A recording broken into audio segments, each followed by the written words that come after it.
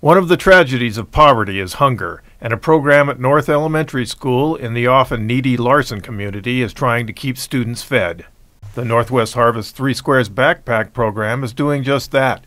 The effort sends students home on weekends and extended holiday periods with backpacks full of food. Before the project began, the harsh reality touched North Elementary School Principal Sydney Richens. It just kind of hit me one day when we were about to leave for winter break, and I realized, what are our kids going to do without their regular breakfast and lunch? And I was just kind of brainstorming actually with Tim Cloyd from Serve Moses Lake, and I just thought, we can do this. Richens shared a statistic that reveals just how much of a need there is in the community. We have 90% of our students, actually 91% of our students are on the free and reduced lunch program. North Elementary School counselor Justin Nielsen, who manages the food project, has witnessed student hunger firsthand.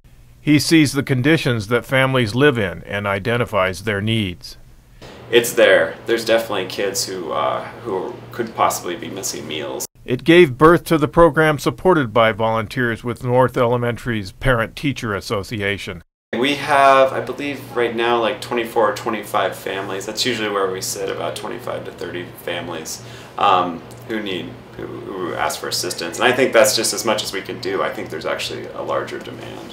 The program has grown in its second year. Food and warm clothes for needy kids is stored in the Compassion Room, as it is fondly called. A fresh shipment of food boxes from Northwest Harvest, which supplies Grant County's food banks, was dropped off this week. We have a wonderful community that is always willing to give, and I think when I was able to give some very specific ideas of how they can help, it was just amazing, the outpour. So we got winter break taken care of, and the next was spring break, and we had volunteers come through the community, and it was just amazing. Anonymous money donations come into the program, as well as grants from businesses such as Walmart. Parent-Teacher Association Vice President Marissa Peterson is one of the volunteers who prepare backpacks to send home with students. She described the typical family in need and said it has been a humbling experience for her and her children. Well, we have families anywhere from 1 child to up to 7 children, and we do provide usually a backpack for them, and we've also got an anonymous donor that has donated a meal for each child, actually 2 meals for each child for each day.